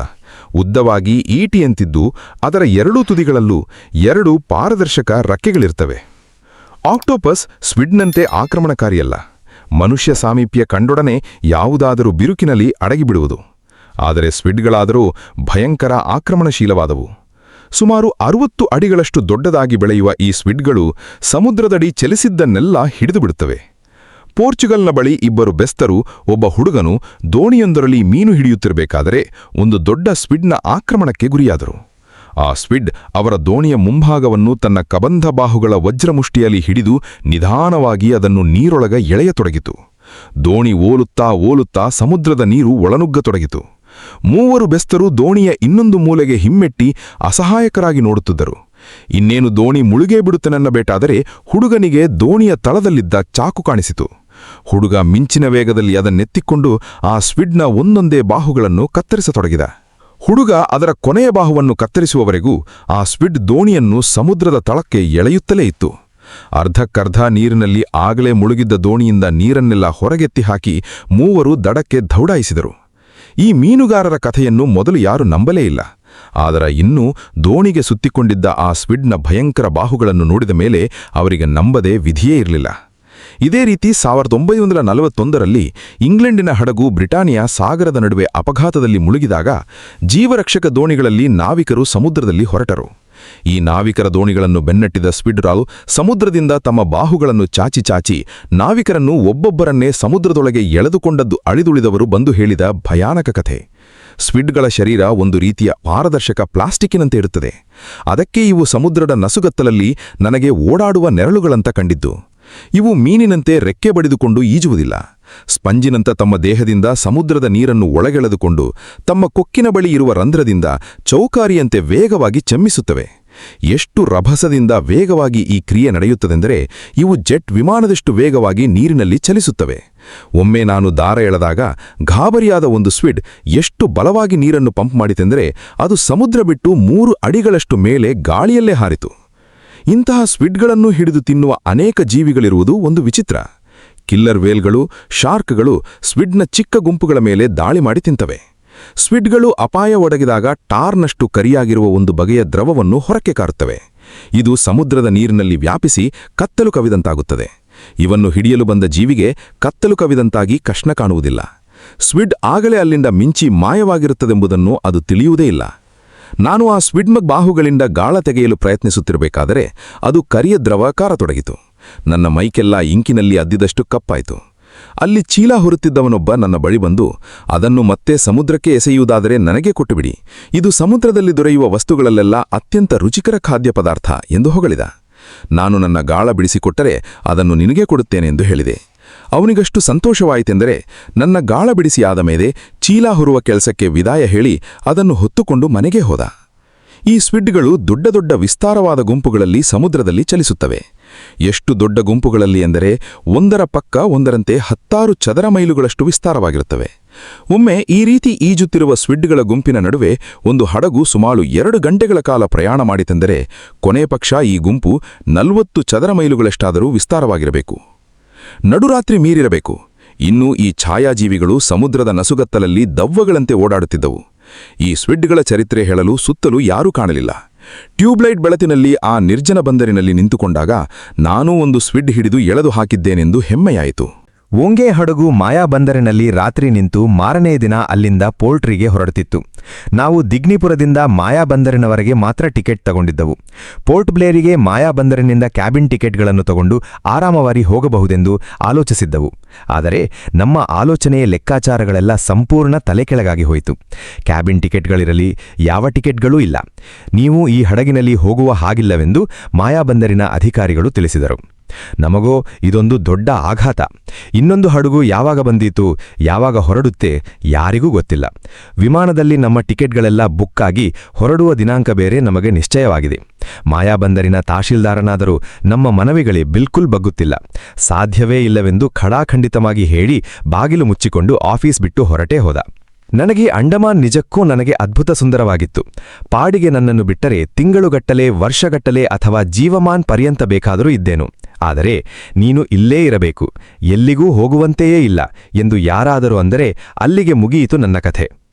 ಆನಂತರ ಅಲ್ಲಿ ಕಳೆಯುವ ಪ್ರತಿಯೊಂದು ಕ್ಷಣವೂ ನನಗೆ ಭೀಕರವಾಗತೊಡಗುತ್ತದೆ. ಬದುಕಿರುವವನಿಗೆ ಸಾವಿನಂತೆ. ಯಾವುದಕ್ಕೂ ನನಗೆ ಸದಾ ಹೊರದಾರಿಯೊಂದು ತೆರೆದಿರಲೇಬೇಕು. ಆಗಲೇ ನನಗೆ ಜೀವನ ಸುಂದರ, ಕುತೂಹಲಕರ. ಅದು ಮುಚ್ಚಿಕೊಂಡಿತೋ ತಕ್ಷಣ ಅದು ಸಾಕ್ಷಾತ್ ಸ್ವರ್ಗವಾದರೂ ನರಕವಾಗತೊಡಗುತ್ತದೆ. ಆ ತಹಶೀಲ್ದಾರನ ಮಾತುಗಳಿಂದ ನಮಗೆ ಯಾವುದೋ ದ್ವೀಪದಲ್ಲಿ ಬಂದು ಸಿಕ್ಕಿಕೊಂಡ ಭಾವನೆ ಬರತೊಡಗಿತು. ಅಂಡಮಾನಿಗೂ ಭಾರತಕ್ಕೂ ನಡುವೆ ಸಾವಿರಾರು ಮೈಲುಗಳವರೆಗೆ ಹಬ್ಬಿರುವ ಸಮುದ್ರ, ಸುತ್ತೆಲ್ಲ ಕವಿದಿರುವ ಕಾಡು, ಟಿಕೆಟ್ ಕೊಡದೆ ನಮ್ಮನ್ನು ಇಲ್ಲೇ ಕೊಳಹಾಕಲು ಯತ್ನಿಸುತ್ತಿರುವ ಜನಗಳು ಎಲ್ಲಾ ಭಯಂಕರವಾಗಿ ಕಾಣತೊಡಗಿತು. ಅಲ್ಲಿನ ಅರಣ್ಯಾಧಿಕಾರಿಯೊಬ್ಬನನ್ನು ಪರಿಚಯ ಮಾಡಿಕೊಂಡಿದ್ದವು. ಅವರನ್ನು ಕರೆದೊಯ್ದು ಅವರ ಪ್ರಭಾವದಿಂದಲಾದರೂ ಟಿಕೆಟ್ ದೊರಕಿಸಿಕೊಳ್ಳಲು ಯತ್ನಿಸಿದವು. ಓಹು, ಏನೂ ಮಾಡಿದರೂ ಸಾಧ್ಯವಿಲ್ಲ ಎಂಬುದೊಂದೇ ಅವನ ಉತ್ತರ. ನಮಗೆ ಇದ್ದಕ್ಕಿದ್ದಂತೆ ಅಂಡಮಾನ್ ಒಂದು ಚಕ್ರವ್ಯೂಹವಾಗಿ, ಬಂಧೀಖಾನೆಯಾಗಿ, ನಿರ್ದಯ ಕ್ರೂರ ಪ್ರದೇಶವಾಯಿತು. ಚಂದ್ರುಗೆ ನನಗೆ ದಿಗ್ನಿಪುರದಲ್ಲಿ ಪೋರ್ಟ್ರಿಗೆ ಟಿಕೆಟ್ ತಗೊಳ್ಳದಿದ್ದುದಕ್ಕೆ ಎಲ್ಲರೂ ಬಯ್ಯತೊಡಗಿದರು. ಏನು ಫಲ? ಇಲ್ಲಿಂದ ಹೇಗೆ ತಪ್ಪಿಸಿಕೊಳ್ಳುವುದು? ಬಸವರಾಜು, ಕ್ಯಾಪ್ಟನ್ ಕೇಳಿ ನೋಡೋಣ ಎಂದರು. ದಿಗ್ನಿಪುರಕ್ಕೆ ಹೋಗುತ್ತಾ ಬಸವರಾಜು ಕ್ಯಾಪ್ಟನ್ ಜೊತೆ ಕುಳಿತುಕೊಂಡು ಕ್ರಿಕೆಟ್ ಕಾಮೆಂಟ್ರಿ ಕೇಳಿದ್ದರು. ಆತ ಕೊಚ್ಚಿಯವನಂತೆ. ಆತನು ನಮ್ಮೆಲ್ಲರ ಇಸಕೋಪರಿಗಳನ್ನು ಕೇಳಿದನಂತೆ. ಹಾಗಾಗಿ ಬಸವರಾಜು ಆ ಪರಿಚಯವನ್ನು ಉಪಯೋಗಿಸಲು ನಿರ್ಧರಿಸಿದರು. ಆದರೆ ಹಡಗಿನ ಕ್ಯಾಪ್ಟನಿಗೆ ಅದರಲ್ಲಿ ಪ್ರಯಾಣ ಮಾಡುವವರ ಮೇಲಾಗಲಿ ಟಿಕೆಟ್ ಕೊಡುವವರ ಮೇಲಾಗಲಿ ಯಾವುದೇ ರೀತಿಯ ಹತೋಟಿ ಇರಲಿಲ್ಲ. ಆತನಿಗೆ ಟಿಕೆಟ್ ಕೊಡಲು ಸಾಧ್ಯವಿಲ್ಲವೆಂದು ನಮಗೆ ಚೆನ್ನಾಗಿ ಗೊತ್ತಿತ್ತು. ಸುಮ್ಮನೆ ಗೊಳೋ ಎಂದು ಕುಳಿತುಕೊಳ್ಳುವುದರ ಬದಲು ಆತನ ಬಳಿಯಾದರೂ ಗೋಳು ತೋಡಿಕೊಳ್ಳೋಣವೆಂದಷ್ಟೇ ನಮ್ಮ ಯೋಚನೆಯಾಗಿತ್ತು. ನಾನು ಚಂದ್ರು ಕಡಲದಂಡೆಯಿಂದ ಹಿಂದಿರುಗಿ ಬರುತ್ತಿದ್ದಾಗ ಬಸವರಾಜು ನೇತೃತ್ವದಲ್ಲಿ ಒಂದು ಚಿಕ್ಕ ನಿಯೋಗ ಹಡಗಿನ ಕಡೆಗೆ ಹೋಗುತ್ತಿತ್ತು. ಕಳವಳ ತುಂಬಿದ್ದ ಅವರ ಮುಖ ಕಸಾಯಿಖಾನೆಯಲ್ಲಿನ ಕುರಿಗಳ ಮುಖದಂತೆ ಕಾಣುತ್ತಿತ್ತು. ಇದ್ದಕ್ಕಿದ್ದಂತೆ ಪ್ರವಾಸದ ಪ್ರಯಾಸವೆಲ್ಲ ಅನುಭವಕ್ಕೆ ಪರತೊಡಗಿ ಅಂಡಮಾನಿನ ಸ್ವಾರಸ್ಯವೇ ಇಂಗಿ ಹೋಗಿತ್ತು. ನಾವು ಮಾಯಾಬಂದರಿನ ಸುಂದರ ಪ್ರವಾಸಿಗೃಹದಲ್ಲಿ ಕಿತ್ತಲೆ ಹಣ್ಣುಗಳನ್ನು ಸುಲಿಯುತ್ತಿರಬೇಕಾದರೆ ಬಸವರಾಜು ನಿಯೋಗ ಮತ್ತೆ ಬಂದರಿನ ಕಡೆಯಿಂದ ಹಿಂದಿರುಗಿ ಬರುತ್ತಿರುವುದು ಕಂಡಿತು. ಅವರ ಮುಖದಲ್ಲಿನ ಕಳವಳ ಕೊಂಚ ಕಡಿಮೆಯಾಗಿದ್ದಂತೆ ತೋರಿತು. ಬಹುಶಃ ಟಿಕೆಟ್ ಸಿಕ್ಕಿರಬಹುದು ಎಂದು ಊಹಿಸಿದೆ. ಟಿಕೆಟ್ ಸಿಕ್ಕಿರೋ ಹಾಗೆ ಕಾಣದೆ ಎಂದೆ. ಎಲ್ಲಿಂದ ಸಿಗೋದು? ದಿಗ್ನಿಪುರದಲ್ಲಿ ಪೋರ್ಟ್ರಿಗೆ ಟಿಕೆಟ್ ತಗೊಳ್ಳಿ ಎಂದು ನಾನು ಹೇಳಿಲ್ಲವೇ? ನಿಮಗ್ಯಾರು ಇಲ್ಲಿಗೆ ತಗೊಳ್ಳಲು ಹೇಳಿದ್ದು ಎಂದು ಎಲ್ಲರೆದುರೂ ಚೆನ್ನಾಗಿ ಉಗಿದು ಎಂದರು ಬಸವರಾಜು. ದೇವರೇ, ನಮಗಿದ್ದ ಕೊನೆಯ ಆಶಾಕಿರಣವೂ ಅಯ್ಯೋ ಮಾಯವಾಯ್ತಲ್ಲ ಎನ್ನಿಸಿತು. ಆ ಬಾರಿ ಫ್ರೆಂಡ್ಲಿಯಾಗಿದ್ದಾನೆ ಅಂತ ಹೋಗಿದ್ರಿ, ಈಗ ನೋಡಿದ್ರ ಎಲ್ಲರೆದುರೂ ಚೆನ್ನಾಗಿ ಉಗಿದು ಅಂತ ಹೇಳಿದ್ರಿ. ಹಡಗಿಗೆ ಟಿಕೆಟ್ ಕೊಡೋದು ಅವನ ಕೈಲಿಲ್ಲಂತೆ. ಹಾಗೇನಾದರೂ ಮಾಡಿದರೆ ಮೇಲಧಿಕಾರಿಗಳಿಗೆ ರಿಪೋರ್ಟ್ ಮಾಡಿ ಅವನ ಕೆಲಸಕ್ಕೆ ಸಂಚಕಾರ ಬರದಂತೆ. ಸರಿಯಪ್ಪ, ಈಗ ಮುಂದಿನ ದಾರಿ ಏನು? ಇಲ್ಲಿಂದ ಬಸ್ ಹತ್ತಿ ರಂಗತ್ಗಾದರೂ ಹೋಗೋಣ. ಅಲ್ಲಿ ಯಾವುದಾದರೂ ಹಡಗು ಪೋರ್ಟ್ ಬ್ಲೇರಿಗೆ ಸಿಗಬಹುದು ಎಂದರು ಚಂದ್ರು. ರಂಗತ್ ಗಸ್ಸು ಹೋಗಿ ಆಯಿತು. ಅಲ್ಲಿಂದ ಯಾವ ಹಡಗು ಪೋರ್ಟ್ ಬ್ಲೇರಿಗೆ ಇರೋದಿಲ್ಲ. ನಾವು ಬಂದ ಲಿಟಲ್ ಅಂಡಮಾನ್ ಹಡಗು ನಿನ್ನೆಯೇ ಪೋರ್ಟ್ ಬ್ಲೇರಿಗೆ ಹೋಗಿರುತ್ತೆ. ಮಲ್ಲಿಕ್ ನಮ್ಮ ಮೇಲೆ ಇನ್ನಷ್ಟು ತಣ್ಣೀರೆರಚಿದರು. ಬಸವರಾಜು, ನಾವೀಗ ಪೋರ್ಟ್ ಬ್ಲೇರಿಗೆ ಹೋಗಬೇಕಾದ್ರೆ ಒಂದೇ ಒಂದು ಉಪಾಯ ಇದೆ ನೋಡಿ, ಅದು ಸ್ವಲ್ಪ ರಿಸ್ಕಿ ಅಷ್ಟೇ ಅಂದರು. ಏನ್ರಿ ಅದು? ಯಾರು ಹೇಳಿದು ಉಪಾಯ? ರಿಸ್ಕ್ ಅಂದ್ರೆ ಏನಪ್ಪಾ? ಎಲ್ಲರೂ ಬಸವರಾಜು ತಲೆಗೆ ಹೊಳೆದಿನುವ ಉಪಾಯ ಕೇಳಲು ಕಾತುರರಾದರು. ಯಾರು ಹೇಳಿಕೊಡೋದೇನು? ಕ್ಯಾಪ್ಟನ್ನೇ ನನಗೆ ಹೇಳಿದ ಎಂದರು ಬಸವರಾಜು. ಮತ್ತೆ ಎಲ್ಲರೆದುರೂ ಚೆನ್ನಾಗಿ ಬೈದುನಂತ ಹೇಳಿದ್ರಿ ಎಂದು ನಾನು ಕೇಳಿದೆ. ಎಲ್ಲರೂ ಇದ್ರಲ್ಲ, ಅದಕ್ಕೆ ಬೈದು. ಬೇರೆಯವರೆಲ್ಲ ಹೋದ ಮೇಲೆ ನನ್ನ ಒಳಗೆ ಕರೆದು ಉಪಾಯ ಹೇಳಿಕೊಟ್ಟ. ಏನು ಉಪಾಯ ಅಂತೆ? ಬಸವರಾಜು ಬೇರೆ ಯಾರಾದರೂ ಕೇಳಿಸಿಕೊಂಡಾರೆಂಬಂತೆ ಅತ್ತಿತ್ತ ನೋಡಿ ತಗ್ಗಿಡ ದನದಿಂದ, ನೋಡಿ, ನಾಳೆ ಬೆಳಗ್ಗೆ ಜಾವ ಹಡಗು ಹೊರಡುತ್ತಂತೆ. ನಾವು ಕತ್ತಲೆಯಲ್ಲೇ ಎಲ್ಲರಿಗಿಂತ ಮೊದಲು ಎದ್ದು ಮೆಲ್ಲಗೆ ಯಾರಿಗೂ ಕಾಣದಂತೆ ಹಡಗಿನೊಳಗೆ ದಾಟಿಕೊಂಡು ಬಿಡಬೇಕಂತೆ. ಗೇಟ್ ಕೀಪರಿಗೆ ನಮ್ಮನ್ನು ಒಳಗೆ ಬಿಡಲು ಒಂದು ಮಾತು ಆತ ಹೇಳಿರುತ್ತಾನಂತೆ. ಟಿಕೆಟ್ ಇಲ್ಲದವರು ಅಂತ ಹಿಡಿದು ಹಡಗಿನಿಂದ ಇಳಿಸಿದರೆ ಏನ್ರೀ ಮಾಡೋದು? ಹಡಗು ಹೊರಡೋವರೆಗೂ ನಾವು ಯಾರ ಕಣ್ಣಿಗೂ ಕಾಣಿಸಿಕೊಳ್ಳಬಾರದು. ಹಡಗು ಹೊರಟ ಮೇಲೆ ಏನ್ರೀ ಮಾಡ್ತಾರೆ? ಅದೇನು ಬಸ್ಸಾ, ರೈಲೋ? ದಾರಿಯಲ್ಲಿ ಇಳಿಸೋದಕ್ಕೆ ಸಮುದ್ರಕ್ಕೆ ತಳ್ಳುತ್ತಾರಾ? ಟಿಕೆಟ್ ಇಲ್ಲದೆ ಪ್ರಯಾಣ ಮಾಡಿದೇವಂಟ ಒಂದಕ್ಕೆ ಡಬಲ್ ಜುಲ್ಮಾನ ಹಾಕ್ತಾರಂತೆ. ಅದೇನ್ ಮಹಾ ಕೊಟ್ರಾಯಿತು. ಬಸವರಾಜುಗೆ ಕ್ಯಾಪ್ಟನ್ ಹೇಳಿಕೊಟ್ಟ ಉಪಾಯ ಕೇಳಿ ನಮಗೆ ಇನ್ನಷ್ಟು ಚಿಂತೆಯಾಯಿತು. ನಮಗೆ ಯಾರಿಗೂ ಈ ಥರ ಕಳ್ಳತನದಿಂದ ಓಡಾಡಿ ಅಭ್ಯಾಸವಿರಲಿಲ್ಲ. ಹಾಗಾಗಿ ನಾವು ಸಿಕ್ಕಿಕೊಳ್ಳುವ ಸಂಭವವೇ ಹೆಚ್ಚಿತ್ತು. ಆ ಕ್ಯಾಪ್ಟನ್ ಮಹಾಶಯ ಗೇಟ್ ಕೀಪರಿಗೆ ಹೇಳುವುದನ್ನು ಮರೆತರೆ ಏನು ಕಥೆ? ಬೆಳಗ್ಗೆ ಬೇಗ ಬೇಗ ಎದ್ದು ಟೀ ಕುರಿದು ನಮ್ಮ ಸಾಮಾನುಗಳನ್ನು ಹೊತ್ತುಕೊಂಡು ಬಂದರಿನ ಕಡೆಗೆ ಓಡಿದೆವು. ಬಂದರು ಕಟ್ಟೆಗೆ ಹೋದಾಗ ನಮಗೆ ಇನ್ನೂ ಗಾಬರಿಯಾಯಿತು. ಯಾರೂ ಇರುವುದಿಲ್ಲ. ಹಡಗಿನೊಳಕ್ಕೆ ನೆಗೆದು ಎಲ್ಲಾದರೂ ಕದ್ದು ಕುಳಿತುಕೊಳ್ಳೋಣೆಂದುಕೊಂಡು ಬಂದರೆ ಬಂದರು ಕಟ್ಟೆ ತುಂಬ ಒಂದು ಜನಜಾತ್ರೆಯೇ ನೆರೆದಿತ್ತು. ಕೋಳಿ, ಕುರಿ, ಗಂಟು, ಮೂಟೆ, ಮಕ್ಕಳು, ಮರಿ, ಕುಯ್ಯೋ ವಯ್ಯೋ, ದೊಡ್ಡ ಅಧ್ವಾನದ ಸಂತೆ. ಈ ಹಾಡುಹಗಲಿನಲ್ಲಿ ಜನಜಾತ್ರೆಯ ನಡುವೆ ಕಳ್ಳತನ ಅಸಾಧ್ಯದ ಕೆಲಸ. 4 ಜನರೆದುರು ಮರ್ಯಾದೆ ಕಳೆದುಕೊಳ್ಳುವುದರ ಬದಲು ಸುಮ್ಮನೆ ಹಿಂದಿರುಗುವುದು ಒಳ್ಳೆಯದೆಂದು ನನಗೆ ತೀವ್ರವಾಗಿ ಅನ್ನಿಸತೊಡಗಿತು. ಹೇಳೋಣೆಂದು ಮುಂದೆ ನೋಡಿದರೆ ಬಸವರಾಜು ತಾನೇ ಹಡಗಿನ ಕ್ಯಾಪ್ಟನ್ ಎನ್ನುವ ಟಿವಿಯಲ್ಲಿ ಹೋಗುತ್ತಾ ಇದ್ದಾರೆ. ನಾವು ಎಲ್ಲ ಅದೇ ಸೋಗು ಹಾಕಿಕೊಂಡು ಮುಂದುವರೆದವು. ಕೊನೆ ಗಲಿಗೆಯಲ್ಲಿ ಕಾರ್ಯಕ್ರಮ ಬದಲಾಯಿಸುವಂತಿರಲಿಲ್ಲ. ಹೊರಗಿನವರಂತೆ ಕಾಣುತ್ತಿದ್ದ ನಮ್ಮನ್ನು ನೋಡಿ ಎಲ್ಲರೂ ದಾರಿ ಬಿಟ್ಟು ಸರದರು. ಗೇಟ್ ಕೀಪರ್ ಸರಿದು ಪಕ್ಕಕ್ಕೆ ನಿಂತ. ಬಸವರಾಜು ಯಾವ ಅಡೆತಡೆಯೂ ಇಲ್ಲದೆ ಸೀದಾ ಒಳಕ್ಕೆ ಹೋದರು. ಅವರ ಹಿಂದೆಯೇ ಒಬ್ಬೊಬ್ಬರಾಗಿ ಕ್ಷೇಮವಾಗಿ ದಾಟಿದವು. ಬಸವರಾಜು ದಾಟಿದವರು ಅಲ್ಲಿ ನಿಲ್ಲಲೇ ಇಲ್ಲ. ಕ್ಯಾಬಿನ್ ಡೆಕ್ನ ಏಣಿಗಳನ್ನು ಹತ್ತಿ ಕ್ಯಾಬಿನ್ ಡೆಕ್ನ ಇನ್ನೊಂದ ತುದಿಗೆ ಹೋಗಿ ಅಲ್ಲಿದ್ದ ಬೆಂಚಿನಡಿಗೆ ಅವರ ಸಾಮಾನುಗಳನ್ನು ಪೇರಿಸಿ ಅಲ್ಲೇ ಕುಳಿತರು. ಕ್ಯಾಪ್ಟನ್ ಹಡಗಿನ ಗೇಟ್ ಕೀಪರಿಗೆ ಹೇಳಿದ್ದನೋ ಬಿಟ್ಟನೋ, ನಮ್ಮ ಹಿಂದೆಯೇ ಬಂದರು ಕಟ್ಟೆಯದ್ದಷ್ಟು ಜನ ಹಡಗಿನೊಳಗೆ ತುಂಬಿಕೊಳ್ಳತೊಡಗಿದರು. ಆ ಹಡಗಿನಲ್ಲಿ ಹೇಳುವವರಾಗಲಿ ಕೇಳುವವರಾಗಲಿ ಯಾರೂ ಇದ್ದಂತೆ ತೋರಲಿಲ್ಲ. ನಾನಂತೂ ಬೆಂಚಿನ ಮೇಲೆ ಕುಳಿತುಕೊಂಡು ಹಡಗು ಹೊರಡುವುದನ್ನು ಕಾಯತೊಡಗಿದವು. ಹಡಗು ಹೊರಟ ಮೇಲೆ ನಮ್ಮ ಕಣ್ಣೆದುರು ಅಂಡಮಾನ್ನ ಪ್ರಶಾಂತ ಸಮುದ್ರ, ಬೆಳಗಿನ ಬಿಸಿಲಿಗೆ ಮಿರಿಮಿರಿ ಮಿರುಗುತ್ತಿದ್ದ ಕಾಡುಗಳು, ತೊಳೆದಿಟ್ಟಂತಹ ಸಮುದ್ರ ದಂಡೆಗಳು ಚೆಕ್ಕನೆ ಪ್ರತ್ಯಕ್ಷವಾದವು. ಅಲ್ಲಿಯವರೆಗೆ ಹಾಗಾದರೆ ಅವೆಲ್ಲ ಎಲ್ಲಿಗೆ ಹೋಗಿದ್ದವೋ ಏನೋ.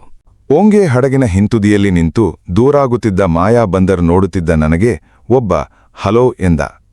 ಆತನ ಹೆಸರು ಅಶ್ವಿನ್ ರಾಯ್ ಎಂದು ಹೇಳಿದಂತೆ ನನಗೆ ಜ್ಞಾಪಕ. ಆತ ಓಂಗೆ ಹಡಗಿನಲ್ಲಿ ಒಬ್ಬ ಎಂಜಿನಿಯರ್. ಆತ ಅಂಡಮಾನಿನ ಪೌರ. ಆತನ ಅಜ್ಜ ಸ್ವಾತಂತ್ರ್ಯ ಹೋರಾಟಗಾರನಾಗಿ ಅಂಡಮಾನಿನ ಚೇಲಿಗೆ ಬಂದಾತ. ಅವನ ತಾಯಿ ಮಲಯಾಳದವಳಂತೆ. ದಿಲ್ಲಿಪುರಕ್ಕೆ ಬಸ್ಸಿನಲ್ಲಿ ಹೋಗುತ್ತಾ ತಾಲೂಕು ಕಚೇರಿ ಎಲ್ಲಿ ಎಂದು ಆತನನ್ನು ಕೇಳಿದ್ದ. ಆ ಪರಿಚಯದ ಮೇಲೆ ಆತ ನನಗೆ ಹಲೋ ಎಂದಿದ್ದು. ಹಡಗಿನ ಮೇಲೆ ಆತನ ವೇಷ ನೋಡಿ ನನಗೆ ಪಕ್ಕನೆ ಆತನ ಗುರುತು ಹತ್ತಲಿಲ್ಲ. ದಿಗ್ಲಿಪುರದಲ್ಲಿ ಪ್ಯಾಂಟು ಸೂಟಿನಲ್ಲಿದ್ದವ ಇಲ್ಲಿ ಗ್ರೀಸು ಹತ್ತಿದ್ದ ಉದ್ದನೆಯ ಕರಿ ನಿಲುವಂಗಿ ರೀತಿಯ ಸಮವಸ್ತ್ರ ಧರಿಸಿದ್ದ. ಹೋಟೆಲುಗಳಲ್ಲಿ ಆಗಾಗ ಅಡುಗೆ ಮನೆಯಿಂದ ಹೊರಬಂದು ಓಡಾಡುವ ಅಡುಗೆ ಭಟರ ಶರ, ಹಡಗಿನಲ್ಲಿ ಈ ಕರಡಿ ವೇಷದ ಎಂಜಿನಿಯರ್ಗಳು ಹೊರಬಂದು ಹರಳಾಯಿಸುತ್ತಿದ್ದರು. ರಾಯ್ ಕೂಡ ಎಂಜಿನ್ ರೂಮಿನ ಯಂತ್ರಗಳೆಡೆಯಿಂದ ತಪ್ಪಿಸಿಕೊಂಡು ಹೊರಬಂದ ಕರಡಿಯಾಗಿದ್ದ. ಇಬ್ಬರೂ ನಿಂತು ಮಾತನಾಡುತ್ತಿದ್ದಾಗ ಓಂಗೆ ಹಡಗಿನ ಹಿಂತುದಿಯಲ್ಲಿ ಹಡಗಿನಿಂದ ಸಮುದ್ರಕ್ಕೆ ಇಳಿಬಿಟ್ಟಿದ್ದ ಕೆಲವು ದಾರಗಳು ಕಂಡವು. ನಾನು ಆತನೊಡನೆ ಅದೇನೆಂದು ಕೇಳಿದೆ. ಅವು ಮೀನು ಹಿಡಿಯಲು ಗಾಳ ಕಟ್ಟಿ ಸಮುದ್ರಕ್ಕೆ ಎಸೆದಿರುವ ದಾರಗಳಂತೆ. ಆತನ ಹಿಂದಿ ಮಿಶ್ರಿತ ಇಂಗ್ಲಿಷ್ನಲ್ಲಿ ನಾನು ಸ್ಥೂಲವಾಗಿ ಗ್ರಹಿಸಿದ್ದು ಇಷ್ಟು: ದೋಣಿಗಳಿಂದ ಬಲವಾದ ದಾರಗಳಿಗೆ ಗಾಳ ಕಟ್ಟಿ ಸಮುದ್ರಕ್ಕೆ ಎಸೆದು ತುಂಬಾ ದೂರದವರೆಗೆ ದಾರ ಬಿಟ್ಟಿರುತ್ತಾರೆ. ಗಾಳಕ್ಕೆ ಅವರು ಯಾವುದೇ ತಿಂಡಿಯನ್ನಾಗಲಿ ಮೀನಂಡಾಗಲಿ ಚುಚ್ಚಿರುವುದಿಲ್ಲ. ದೋಣಿಗಳು ದಾರವನ್ನು ಎಳೆಯುವ ರಭಸಕ್ಕೆ ಗಾಳಕ್ಕೆ ಚುಚ್ಚಿದ ತಿಂಡಿಗಳು ಕಳಚಿ ಹೋಗುತ್ತವೆ. ಅದರ ಬದಲು ಗಾಳಕ್ಕೆ ಕೆಂಪು ಬಟ್ಟೆಯ ತುಂಡು ಕಟ್ಟಿರುತ್ತಾರೆ.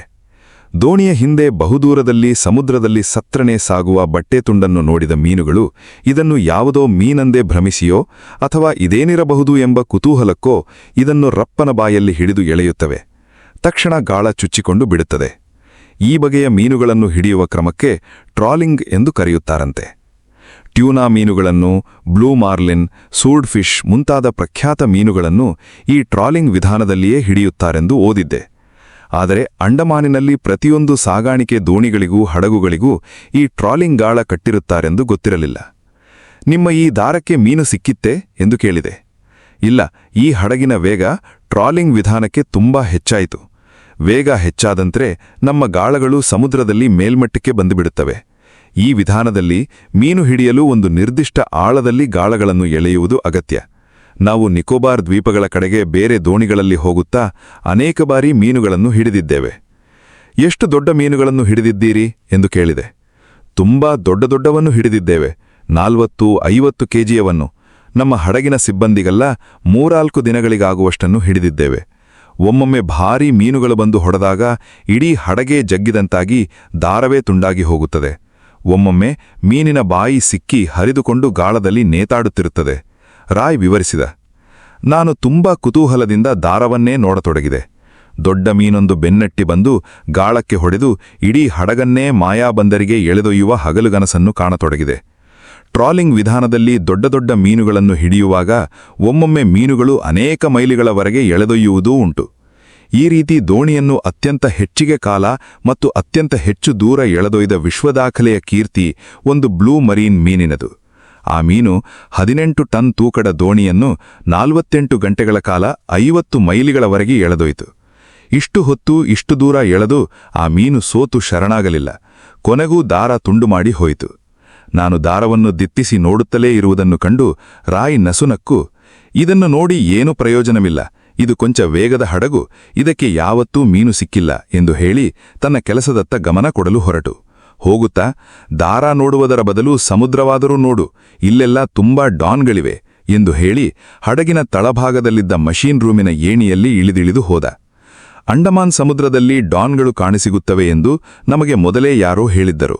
ನಾವು ನಾನ್ಕೌರಿ ಹಡಗಿನಲ್ಲಿ ಪ್ರಯಾಣ ಮಾಡುತ್ತಿದ್ದಾಗಿನಿಂದಲೂ ಸಮುದ್ರದತ್ತ ಡಾನ್ಗಳನ್ನು ನಿರೀಕ್ಷಿಸಿ ನೋಡಿದ್ದೆವು. ನಮಗೆ ಅಲ್ಲೂ ಕಂಡಿರಲಿಲ್ಲ. ಹಾಗಾಗಿ ರಾಯ್ ಮಾತಿಗೆ ನಾನು ಹೆಚ್ಚು ಗಮನ ಕೊಡಲಿಲ್ಲ. ಮತ್ತೆ ಬಿಸಿಲೇರಕೊಡಗಿತು. ದೂರದ ದ್ವೀಪ, ಸಮುದ್ರ, ಕಾಡು ಎಲ್ಲವೂ ಬಿಸಿಲು ದೂರಗಳಾಗತೊಡಗಿದೆವು. ಡೆಕ್ಕಿನ ಮೇಲುಗಡೆ ನೇತು ಹಾಕಿದ್ದ ಲೈಫ್ ಬೋಟುಗಳ ನೆರಳಿನಲ್ಲಿ ಕುಳಿತುಕೊಳ್ಳಲು ಹೋದೆ. ಯಾವನೋ ಮಲ್ಲಿಕ್ ಹತ್ತಿರ ಒಂದು ಬಿಲ್ ಪುಸ್ತಕವನ್ನು ಹಿಡಿದು ಏನನ್ನೂ ಬರೆದುಕೊಳ್ಳುತ್ತಿದ್ದ. ಬಹುಶಃ ವಿಕೆಟ್ಟಿಲ್ಲದೆ ಪ್ರಯಾಣ ಮಾಡುತ್ತಿರುವುದಕ್ಕೆ ಜುಲ್ಮಾನೆ ಹಾಕುತ್ತಿರುವುದೇನೋ ಕಡತೆ. ಅದಕ್ಕೆ ತಯಾರಾಗಿಯೇ ನಾವು ಹಡಗು ಹತ್ತಿದ್ದರಿಂದ ಅದನ್ನು ಯಾರೂ ಮನಸ್ಸಿಗೆ ಹಚ್ಚಿಕೊಳ್ಳಲಿಲ್ಲ. ಲೈಫ್ ಬೋಟಿನಡಿಯ ನೆರಳಿನಲ್ಲಿ ಕುಳಿತು ಡಾನ್ಗಳ ಬಗ್ಗೆ ಹಗಲುಗನಸುಗಳನ್ನು ಕಾಣತೊಡಗಿದೆ. ಈ ಥರ ಹಗಲುಗನಸುಗಳನ್ನು ಸೃಷ್ಟಿಸಿಕೊಳ್ಳುವುದರಲ್ಲಿ ನಾನಂತೂ ನಿಸ್ಸೀಮ ಎನ್ನಿ. ಇವುಗಳನ್ನು ನಾನು ಎಷ್ಟು ಸಾಕ್ಷಾತ್ತಾಗಿ ಕಾಣುತ್ತೇನೆಂದರೆ ಕೊನೆಗೆ ಕನಸಿಗೂ ನನಸಿಗೂ ನಡುವಿನ ಗರೆಯೇ ನನಗೆ ಮರೆತು ಹೋಗುತ್ತದೆ. ಈಗಲೂ ನನಗೆ ಇಡೀ ಅಂಡಮಾನ್ ನಾನು ಕಂಡ ಹಗಲುಗನಸಾಗಿರಲಿಕ್ಕೂ ಸಾಕ್ ಎಂಬ ಅನುಮಾನವಿದೆ. ಡಾನ್ಗಳು ಸಾಗರದ ಸಸ್ತನಿಗಳು. ಸಾಗರದ ಸಸ್ತನಿಗಳಲ್ಲಿ 3 ವಿಧಗಳಿವೆ. ಮೊದಲಿನದು ಪಿನ್ನಿಪೀಡಿಯಾ, ಸೀಲ್ ಪ್ರಾಣಿ. ವಾಲ್ರಸ್, ಎಲಿಫೆಂಟ್ ಸೀಲ್ ಮುಂತಾದವು ಈ ಜಾತಿಗೆ ಸೇರುತ್ತವೆ. ಇವುಗಳ ಮುಂಗಾರುಗಳು ರೆಕ್ಕೆಗಳು ಅಥವಾ ಜಲಪಾದಗಳಾಗಿ ರೂಪಾಂತರಗೊಂಡು ನೀರಿನಲ್ಲಿ ಸುಲಭವಾಗಿ ಈಜಲು ಸಹಾಯ ಮಾಡುತ್ತವೆ. ಆದವು ಇವು ತಮ್ಮ ಜೀವಿತ ಕಾಲದ ಸಾಕಷ್ಟು ಸಮಯವನ್ನು ನೀರಿನಿಂದ ಹೊರಗೆ ಭೂಮಿಯ ಮೇಲೂ ಕಳೆಯುತ್ತವೆ. ತಮ್ಮ ರೂಪಾಂತರಗೊಂಡ ಮುಂಗಾಲುಗಳ ಸಹಾಯದಿಂದ ದೇಹವನ್ನು ಭೂಮಿಯ ಮೇಲೆ ಎಳೆದುಕೊಂಡು ಓಡಾಡುತ್ತವೆ. ಆದರೂ ಪ್ರಧಾನವಾಗಿ ಇವು ಜಲಚರಗಳೇ. ಇವುಗಳ ಆಹಾರ ಸಮುದ್ರ ಜೀವಿಗಳು. ಎರಡನೇ ವರ್ಗದ ಸಸ್ತನಿಗಳು ಸೆಟೇಸಾ. ಎಲ್ಲಾ ಜಾತಿಯ ತಿಮಿಂಗಲಗಳು, ಕಿಲ್ಲರ್ ವೇಲ್ಗಳು ಈ ವರ್ಗಕ್ಕೆ ಸೇರುತ್ತವೆ. ಈ ಸಸ್ತನಿಗಳ ಸಂಪೂರ್ಣ ಸಾಗರದ ನೀರಿಗೆ ಹೊಂದಿಕೊಂಡ ಜೀವಿಗಳು. ಸಾಗರದ ಮೇಲ್ಮೈಗೆ ಉಸಿರಾಡಲು ಮಾತ್ರ ಬರುವ ಇವುಗಳು ಮೀನುಗಳಂತೆಯೇ ತಮ್ಮ ಜೀವಮಾನವೆಲ್ಲವೂ ನೀರೊಳಗೆ ಕಳೆಯುತ್ತವೆ. ಮೂರನೇ ವರ್ಗವೆಂದರೆ ಸಿರೆಂಟಾ. ಸಮುದ್ರ ಗೋವು ಅಥವಾ ಮನಟಿ, ಡೂಗಾಂಗ್ ಮುಂತಾದ ಪ್ರಾಣಿಗಳು. ಇವೂ ಸಹ ಸಂಪೂರ್ಣ ಸಮುದ್ರ ಜೀವಿಗಳಾದರೂ ಇವು ಸಸ್ಯಾಹಾರಿ ಪ್ರಾಣಿಗಳು. ಜಲಸಸ್ಯಗಳನ್ನು ತಿಂದು ಬದುಕುವ ಇವುಗಳಿಗೆ ಸಮುದ್ರದ ಜಲಚರಗಳನ್ನು ಹಿಡಿಯುವ ವೇಗವಾಗಲಿ ಶಕ್ತಿಯಾಗಲಿ ಇಲ್ಲ. ಡಾನ್ ಅತ್ಯಂತ ಬುದ್ಧಿವತ್ತ ಸಮುದ್ರ ಜೀವಿ ಎಂದು ಪ್ರಖ್ಯಾತವಾಗಿದೆ. ಅಲ್ಪಾಸಾನಿಕ್ ಶಬ್ದಮಾಪಕ ಯಂತ್ರಗಳಿಂದ ಈ ಪ್ರಾಣಿಗಳು ಬುದ್ಧಿವತ್ತ ಭಾಷೆಯನ್ನು ಸಹ ರೂಪಿಸಿಕೊಂಡಿವೆ ಎಂದು ತಿಳಿದುಬಂದಿದೆ. ಸಾಕಿದ ಡಾನ್ಗಳು ಕೃತಕ ತೊಟ್ಟಿಗಳಲ್ಲಿ ಉಂಗುಳದೊಳಗೆ ನೆಗೆಯುವುದು, ತಮ್ಮ ಕೊಕ್ಕಿನಂಥ ಮೂಟಿಗಳಲ್ಲಿ ಚೆಂಡಾಟವಾಡುವುದು ಮುಂತಾದ ಸರ್ಕಸ್ಗಳನ್ನು ಮಾಡುತ್ತವೆ. ಇವುಗಳನ್ನು ಪಳಗಿಸಿ ಮನುಷ್ಯರ ಮಾತುಗಳಿಗೆ ವಿಧೇಯವಾಗಿ ವರ್ತಿಸುವಂತೆ ಮಾಡಬಹುದು. ಡಾನ್ಗಳಿಂದ ಅನೇಕ ಉಪಯುಕ್ತ ಕೆಲಸಗಳನ್ನು ಮಾಡಿಸುತ್ತಾರೆ. ಸಾಗರಕ್ಕೆ ಬಿದ್ದ ವಿಮಾನಗಳನ್ನು, ಮುಳುಗಿದ ಹಡಗುಗಳನ್ನು ಪತ್ತೆ ಹಚ್ಚಲು, ಮುಳುಗಿ ಇಂದಲ್ಲಿಯೇ ಇದೆ ಎಂದು ನಿರ್ದೇಶಿಸುವ ಸೂಕ್ಷ್ಮ ಕೆಲಸಗಳನ್ನು ಡಾನ್ಗಳು ಮಾಡುತ್ತವೆ. ಪೊಲೀಸ್ ನಾಯಿಗಳು ನೆಲದ ಮೇಲೆ ಮಾಡುವ ಎಲ್ಲಾ ಕೆಲಸಗಳನ್ನು ಡಾನ್ಗಳು ನೀರಿನಲ್ಲಿ ಮಾಡುತ್ತವೆ. ಬೆಸ್ಸರು ಡಾನ್ಗಳನ್ನು ಹಿಡಿಯುವುದಿಲ್ಲ. ನಾರಿಕರು ಡಾನ್ಗಳನ್ನು ಮಾನವರ ಸ್ನೇಹಿತ ಎಂದು ಭಾವಿಸುತ್ತಾರೆ. ಡಾನ್ಗಳಿದ್ದನ್ನಿ ಏನು ಕಾರಣವೋ ಏನೋ ಶಾರ್ಕ್ಗಳು ಬರುವುದಿಲ್ಲ ಎಂದು ಹೇಳುತ್ತಾರೆ. ಎಷ್ಟೋ ವೇಳೆ ಸಮುದ್ರದಲ್ಲಿ ಮುಳುಗುತ್ತಿರುವ ಮನುಷ್ಯರನ್ನು ಇನ್ನೊಂದು ಡಾನ್ ಎಂದು ತಿಳಿದೋ ಏನೋ ತಮ್ಮ ಕೊಕ್ಕಿನಂಥ ಮೂತಿಯಿಂದ ತಳ್ಳಿ ತಳ್ಳಿ ದೋಣಿ ಹತ್ತಿಸಿದ ಅಪೂರ್ವ ಉದಾಹರಣೆಗಳು ಅನೇಕವಿವೆ. ಸಾಗರಗಳಲ್ಲಿ ಒಮ್ಮೊಮ್ಮೆ ಹಿಂಡು ಹಿಂಡಾಗಿ ಹಿಂಬಾಲಿಸುವ ಇವುಗಳಿಗೆ ನಾವಿಕರು ತಮ್ಮಲ್ಲಿ ಮಿಕ್ಕ ಚೂರುಪಾರು ತಿಂಡಿಗಳನ್ನು ಹಾಕುತ್ತಾರೆ. ಡಾನ್ ಮುಖ ವಿಚಿತ್ರವಾದ ನಗುಮುಖದಂತೆ ಕಾಣುತ್ತದೆ. ಡಾಲ್ಫಿನ್. ಸಮುದ್ರದ ಕಡೆಗೆ ಶೂನ್ಯ ದೃಷ್ಟಿ ಬೀರುತ್ತಾ ಯೋಚಿಸುತ್ತಿದ್ದ ನನಗೆ ಅಲೆಗಳ ನಡುವೆ ಒಂದು ವಿಚಿತ್ರವಾದ ನೀಲಿಯ ನಗುಮುಖ ಕಂಡಂತಾಯಿತು. ಬಹುಶಃ ನನ್ನ ಹಗಲುಗನಸಿನ ಭ್ರಮೆ ಇರಬೇಕು. ಹಾಗಾದರೆ ಬೇರೆಯವರು ಅತ್ತ ಕಡೆಯೇ ನೋಡುತ್ತಿದ್ದಾರೆ, ಅವರಿಗೇಕೆ ಕಾಣಿಲಿಲ್ಲ? ಎಲ್ಲರೂ ಅತ್ತ ಸುಮ್ಮನೆ ನೋಡುತ್ತಿದ್ದಾರೆ. ಯಾರೂ ಏನನ್ನೂ ಕಾಣುತ್ತಿಲ್ಲ. ನಾನು ಡಾನ್ ನಗುಮುಖವನ್ನು ನೋಡಿದ್ದೇನು ಭ್ರಾಂತಿ ಯಾವುದು, ನಿಜ ಯಾವುದು? ಮತ್ತೆ ಇದೇ ಹಳೆಯ ಪ್ರಶ್ನೆ. ಹಾಗಾದರೆ ಡಾನ್ ನಕ್ಕಿದ್ದು ನನ್ನ ಮನಸ್ಸಿನಲ್ಲೇ? ಇಡೀ ಅಂಡಮಾನ್ ಸಂಭವಿಸುತ್ತಿರುವುದು ನನ್ನ ಒಳಗೋ, ನನ್ನ ಹೊರವೋ? ನಾನು ನೋಡಿದ ಅಂಡಮಾನ್ ನನಗೆ ಮಾತ್ರ ಕಾಣುವುದೇ? ಈ ಅಂಡಮಾನ್ ಒಂದು ವಿಚಿತ್ರ ತಾಜ್ ಮಹಲಿನಂತೆ, ಕುತುಬ್ ಮಿನಾರನಂತೆ ಎಲ್ಲರಿಗೂ ಒಂದೇ ಥರ ಕಾಣುವುದಿಲ್ಲ. ಮತ್ತೆ ಡಾನ್ ನನ್ನ ವಿಚಿತ್ರ ಯೋಚನಾ ಲಹರಿಯನ್ನು ನೋಡಿ ಸಮುದ್ರದ ಕಡೆಯಿಂದ ಒಂದು ನೀಲಿಯ ಮುಖ ನಕ್ಕಿತು. ಡಾನ್ ಎಂದು ಕೈಬೆಟ್ಟು ಮಾಡಿ ಎಲ್ಲರಿಗೂ ತೋರಿಸಿದೆ. ಯಾರಿಗೂ ಏನೂ ಕಾಣಲಿಲ್ಲ. ಎಲ್ಲ ನನ್ನ ಕಡೆ ಮಿಕಿಮಿಕಿ ನೋಡಿದರು. ನನಗೆ ವಿಚಿತ್ರವಾಗಣಿಸಿತು. ನಾನೊಂದು ಡಾನ್ ಮುಖ ನೋಡಿದೆ. ಎಲ್ಲಿ ನಮಗ್ಯಾರಿಗೂ ಕಾಣಿಲಿಲ್ಲ. ಓ, ಈ ನೇರಕ್ಕೆ ನನಗೆ ಕಾಣಿಸಿತು. ಹೌದಾ? ಎಲ್ಲ ನನ್ನ ಕೈ ನೇರಕ್ಕೆ ನೋಡಿದರು. ಆ ಕ್ಷಣ ಅದೇ ನೇರದಲ್ಲಿ ಕೊಕ್ಕಿನ ಮೂತಿಯ ನಗುಮುಖದ ಅನೇಕ ಡಾನ್ ತಲೆಗಳು ಸಮುದ್ರದಿಂದ ಚಂಗ್ ಚಂಗ್ ನಗೆದವು. ಓ ಡಾನ್ ಎನ್ನುತ್ತಾ ಎಲ್ಲ ಆಶ್ಚರ್ಯದ ಉದ್ಗಾರ ತೆಗೆದು ಡೆಕ್ಕಿನ ಕಟ್ಟೆಯ ಬಳಿ ನಡೆದರು. 100 ಡಾನ್ಗಳು ಸಮುದ್ರದ ನೊರೆ ಅಲೆಗಳ ನಡುವೆ ಚಂಗ್ ಚಂಗ್ ಹಾರುತ್ತಾ ಹಡಗನ್ನು ಮೀರಿದ ವೇಗದಲ್ಲಿ ಮುಂದೆ ಮುಂದೆ ಹೋದವು. ಕೆಲವು ಪುಟ್ಟ ಮರಿಗಳು ಹಿಂದೆ ಬೀಳದ ಗುಂಪನ್ನು ಹಿಂಬಾಲಿಸುತ್ತಿದ್ದವು ಕಂಡಿತು. ಓ ಡಾನ್! ಹಡಗಿನ ಇನ್ನೊಂದು ಪಾರ್ಶ್ವದಿಂದ ಯಾರೋ ಕೂಗಿದ್ದು ಕೇಳಿತು. ಎಲ್ಲ ಅತ್ತ ಓಡಿದರು. ಸಮುದ್ರದ ನೊರೆಯ ಮಧ್ಯೆ ನಸುನಗುವ ಅನೇಕ ನೀಲಿಯ ಮುಖಗಳು ಅಲೆಗಳನ್ನು ಕತ್ತಿಯಲ್ಲಿ ಕತ್ತರಿಸಿದಂತೆ ಸೀಳಿಕೊಂಡು ಮುಂದೆ ಹೋದವು. ಅವು ನೀರಿನ ನೀಲಿಯ ನಡುವೆ ಲೀನವಾಗುವವರೆಗೆ ಎಲ್ಲರೂ ನೋಡುತ್ತಾ ನಿಂತಿದ್ದವು. ಓಂಗೆ ಹಡಗಿನಲ್ಲಿ ಬಂದು ಫೋರ್ಟ್ ಬೇರಿನಲ್ಲಿ ಇಳಿದಾಗ ಮತ್ತೆ ಊರಿಗೆ ಹಿಂದಿರುಗಿ ಬಂದಂತನಿಸಿ ನನಗೆ ಅಲೆಯುವ ಕುತೂಹಲ, ಉತ್ಸಾಹ ಇತ್ಯಾದಿಗಳೆಲ್ಲ ಹೊರಟು ಹೋಗಿ ಅಂಡಮಾನಿನ ಪ್ರವಾಸ ನನ್ನ ಮಟ್ಟಿಗೆ ಅಧಿಕೃತವಾಗಿ ಮುಕ್ತಾಯವಾಯಿತು. ಅಸಾಧ್ಯ ಸೆಕೆ, ರಣಬಿಸಿಲು. ನಮ್ಮ ಸೂಟ್ ಕೇಸುಗಳನ್ನು ಹೊತ್ತುಕೊಂಡು ನಡೆಯುತ್ತಾ ಯೂತ್ ಹಾಸ್ಟೆಲ್ ಹಾದಿ ಹಿಡಿದವು. ದಾರಿಯಲ್ಲಿ ಎತ್ತಲೋ ಹೋಗುತ್ತಿದ್ದ ಬೆಳವಾಡಿ ಸಿಕ್ಕರು. ರಣಬಿಸಿಲಿನಲ್ಲಿ ಸುಸ್ತಾಗಿ ನಡೆಯುತ್ತಿದ್ದ ನಮ್ಮನ್ನು ನೋಡಿ ಚಕಿತರಾಗಿ ಸ್ಕೂಟರು ನಿಲ್ಲಿಸಿದರು. ಈಗ ಬರಿದ್ದೀರಾ ಎಂದು ಕೇಳಿದರು. ಹೌದು. ಎಲ್ಲಿಂದ? ದಿಗ್ಲಿಪುರದಿಂದ. ಅಲ್ಲಿಗೆ ಯಾಕೆ ಹೋಗಿದ್ರಿ? ಏನ್ ಮಾಡೋದು, ಇಲ್ಲಿಗೆ ಬರಬೇಕಾದ್ರೆ ಅಲ್ಲಿಗೆ ಹೋಗಲೇಬೇಕಿತ್ತು. ಹೇಗಿತ್ತು ಪ್ರಯಾಣ? ನಿಮಗೆ ಗೊತ್ತಿಲ್ಲ, ಅಂಡಮಾನಿನಲ್ಲಿ ಪ್ರಯಾಣ. ಅದು ಸರಿಬಿಡಿ, ನಿಮ್ಮಲ್ಲಿ ಇವತ್ತು ನೋಡಿದ್ದೇ ನನಗೆ ಆಶ್ಚರ್ಯ. ನಾನು ಮೊದಲೇ ಹೇಳಿದ ಮಲ್ಲಿಕ್ಗೆ ನೀವು ಹೋದರೆ ಬರೋದೇ ಕಷ್ಟ ಅಂತ. ಸಾರಿ. ಇಲ್ಲ ಬೆಳವಾಡಿ, ತೊಂದರೆ, ತಾಪತ್ರಯ, ಕಷ್ಟ ಎಲ್ಲ ಆಗಿದ್ದು ನಿಜ. ಆದರೆ ಇದನ್ನೆಲ್ಲ ಸೇರಿಸಿಕೊಂಡೇ ಹೇಳಿದ್ದೀನಿ. ಅಲೆದಾಟ ತುಂಬಾ ಚೆನ್ನಾಗೇ ಇತ್ತು. ನೀವು ಸಾರಿ ಅನ್ನುವ ಅಗತ್ಯ ಇಲ್ಲ. ಬೆಳವಾಡಿ ಯೂತ್ ಹಾಸ್ಟೆಲ್ನಲ್ಲಿ ಸಿಗುತ್ತೇನೆಂದು ಹೇಳಿ ಹೋದರು. ಅವತ್ತು ಅವರ ಮನೆಗೆ ಊಟಕ್ಕೆ ಬರಬೇಕೆಂದು ಹೇಳಿ ಹೋದರು. ನಮಗೆ ಪೋರ್ಟ್ ಬೇರಿನಲ್ಲಿ ಉಳಿದಿದ್ದು ಒಂದೇ ಒಂದು ದಿನ. 3ನೆಯ ದಿನ ಮದ್ರಾಸಿಗೆ ವಿಮಾನ ಹತ್ತಬೇಕಿತ್ತು. ಅಂಡಮಾನಿನ ಮಿತ್ರರ ಮನೆಗಳ ಸತ್ಕಾರಗಳನ್ನೆಲ್ಲ ಸ್ವೀಕರಿಸಿ ಕಪ್ಪೈ ಚಿಪ್ಪಿನ ಆಭರಣಗಳ ಶಾಪಿಂಗ್ ಮುಗಿಸುವ ಹೊತ್ತಿಗೆ 24 ಗಂಟೆ ಕಳೆದೇ ಹೋಗುತ್ತದೆ. ಪ್ರತಿ ಪ್ರವಾಸದ ಕೊನೆಯ ದಿನಗಳ ಈ ಮಾಮೂಲಿ ಕಾರ್ಯಕ್ರಮಗಳನ್ನು ನಾನು ಬರೆಯುವುದು, ನೀವು ಓದುವುದು ಅನವಶ್ಯಕ ಹಾಗೂ ಅಪ್ರಸ್ತುತ. ಆದರೆ ನಾನು, ಚಂದ್ರು ಶಾಪಿಂಗ್ ತಪ್ಪಿಸಿ ಒಂದು ದಿನ ಪೂರ್ತಿ ಗಾಳ ಹಾಕಿಕೊಂಡು ಸಮುದ್ರದ ದಂಡೆಯ ಮೇಲೆ ಕೂತಿರಬೇಕೆಂದು ಉಪಾಯ ಮಾಡಿದ್ದೆವು. ಅದೊಂದು ಸ್ಮರಣೀಯ ಘಟನೆಯಾಗಿ ಈ ಅಧ್ಯಾಯ ಬರೆಯಬೇಕಾಗಿದೆ. ನಮ್ಮ ರಾಡ್ ರೀಲು ಗಾಳಗಳ ಬಗ್ಗೆ ಬಹಳಷ್ಟು ಈ ಪ್ರವಾಸ ಕಥನದಲ್ಲಿ ಬರೆದಿದ್ದೇನೆ. ನಮ್ಮ ಮೀನು ಹಿಡಿಯುವ ಈ ಉಪಕರಣಗಳು ವಾಸ್ತವವಾಗಿ ನಮಗೆ ಅಂಡಮಾನಿನ ಟ್ರೆಜರಿಗೆ ಬೀಗದ ಕೈ ಇದ್ದಂತಿತ್ತು. ನೀವು ಅಂಡಮಾನಿಗೆ ಹೋದರೆ ನಿಮಗೂ ಕೂಡ ಇಂಥದೊಂದು ಬೀಗದ ಕೈ ಅವಶ್ಯಕತೆ ಇದ್ದೇ ಇದೆ. ಒಂದು ಬಟರ್ಫ್ಲೈ ನೆಟ್ ಅಥವಾ ಒಂದು ಕೋವಿ, ಒಂದು ಟೆಲಿಫೋಟೋ ಲೆನ್ಸಿನ ಕ್ಯಾಮರಾ, ಒಂದು ರಾಡ್ ರೀಲಿನ ಗಾಳ ಮುಂತಾದ ಯಾವುದೋ ಒಂದನ್ನು ಹಿಡಿದು ಅನ್ವೇಷಣೆಗೆ ಹೋದರೆ ಮಾತ್ರ ಅಂಡಮಾನ್ ನಿಮ್ಮೆದುರು ನಿಧಾನವಾಗಿ ಹಂತ ಹಂತವಾಗಿ ತೆರೆದುಕೊಳ್ಳಲಾರಂಭಿಸುತ್ತದೆ. ಕೇವಲ ಕೈ ಕಟ್ಟಿಕೊಂಡು ಕಣ್ಣು ಬಿಚ್ಚಿಕೊಂಡು ಓಡಾಡಿದರೆ ನಿಮಗೆ ಅಂಡಮಾನಿನ ಅಂತರಂಗ ಬಹುಭಾಗ ಅಪರಿಚಿತವಾಗಿಯೇ ಉಳಿಯುವ ಸಂಭವ ಉಂಟು. ನಮ್ಮ ಅಂಡಮಾನಿನ ಅನುಭವಗಳ ಬಹುಭಾಗ ಇಂಥ ಬೀಗದ ಕೈಗಳಿಂದಲೇ ತೆರೆದುಕೊಂಡು ಸಂಭವಿಸಿರುವುದನ್ನು ನೀವು ಗಮನಿಸಿರಬಹುದು. ಚಂದ್ರು ಡಾಕ್ಟರ್ ಶರ್ಮಾರವರಿಗೆ ಫುಸಲಾಯಿಸಿ ಒಂದು ದಿನಕ್ಕೆ ಅವರ ಸ್ಕೂಟರನ್ನು ನಮಗೆ ಕೊಡಲು ಒಪ್ಪಿಸಿದ್ದರು. ಆ ಸ್ಕೂಟರನ್ನು ಕೊಡಲು ಅವರಿಗೆ ಯಾವ ಅಭ್ಯಂತರವೂ ಇರಲಿಲ್ಲ. ಆದರೆ ಅದು ಶೋಚನೀಯ ಪರಿಸ್ಥಿತಿಯಲ್ಲಿದ್ದ ಲ್ಯಾಂಬ್ರೆಟಾ ಸ್ಕೂಟರ್ ಆದ್ದರಿಂದ ನಮ್ಮ ಕ್ಷೇಮ ಚಿಂತನೆಯ ದೆಸೆಯಿಂದಲೇ ಅವರು ಹಿಂದು ಮುಂದು ನೋಡಿದ್ದು.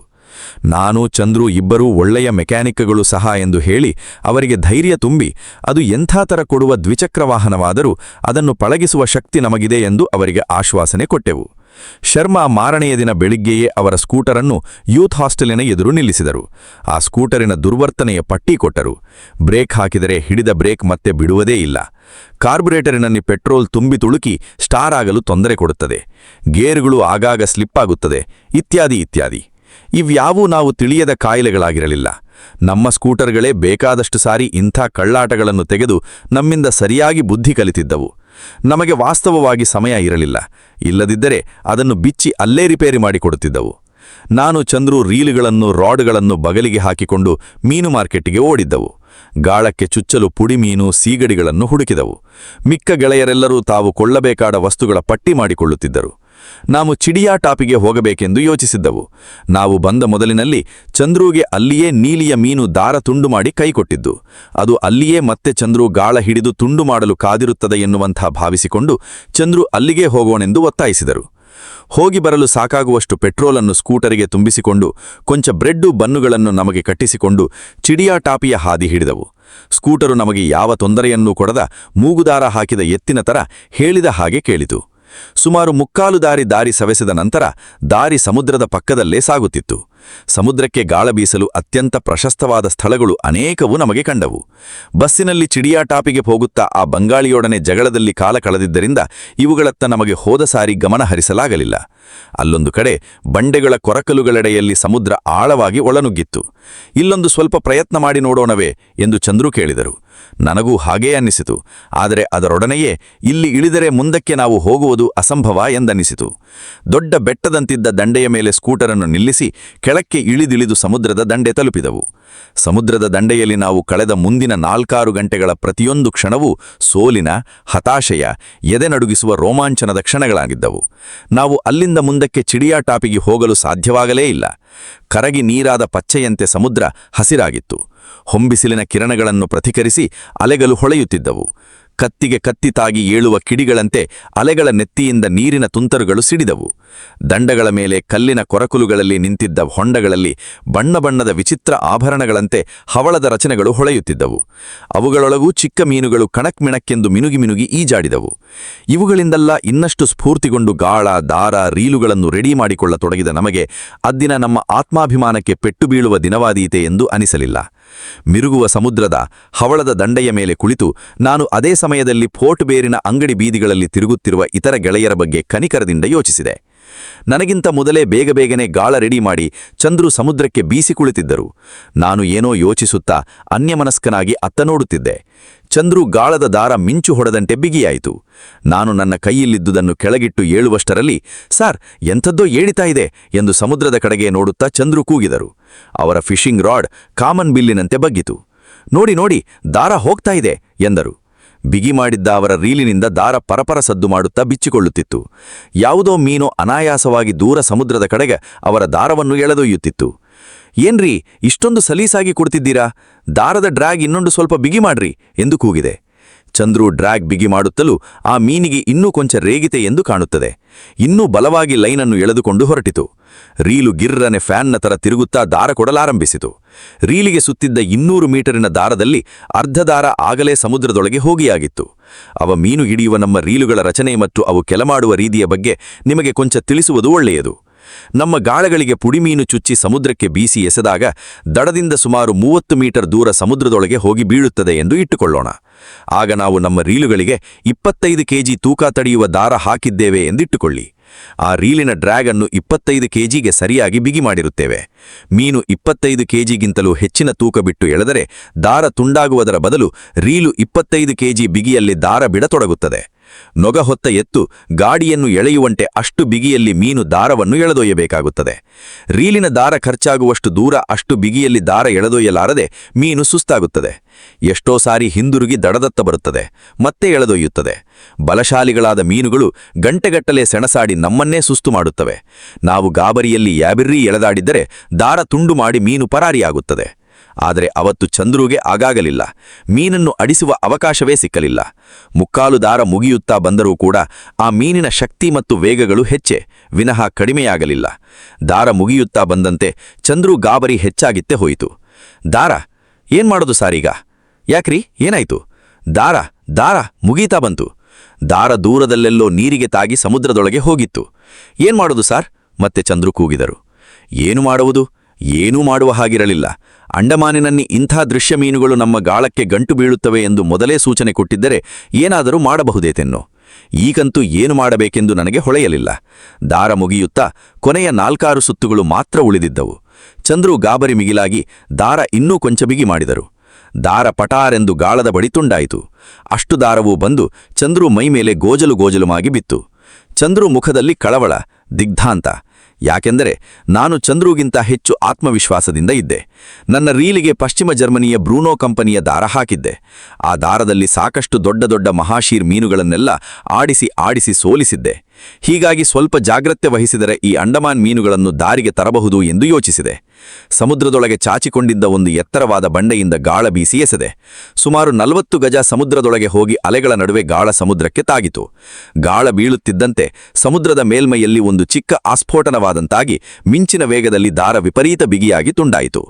ಕ್ರಿಕೆಟ್ ಆಟದಲ್ಲಿ ಕ್ಯಾಚ್ ಹಿಡಿಯಲು ಫೀಲ್ಡರುಗಳು ನಿಂತ ರೀತಿ ಸಮುದ್ರದಲ್ಲಿ ಮೀನುಗಳು ನಿಂತಿರುವಂತೆ ನನಗೆ ಭಾಸವಾಯಿತು. ಅಂಡಮಾನಿನ ಮೀನುಗಳ ಅಂದಾಜು ತಿಳಿಯದ ನಾವು ನಮ್ಮ ನದಿಗಳಲ್ಲಿ ಉಪಯೋಗಿಸುವ ಹತಾರುಗಳನ್ನೇ ಇಲ್ಲಿಗೂ ತಂದದ್ದು ತಪ್ಪಾಯಿತು ಎಂದು ಅನ್ನಿಸಿತು.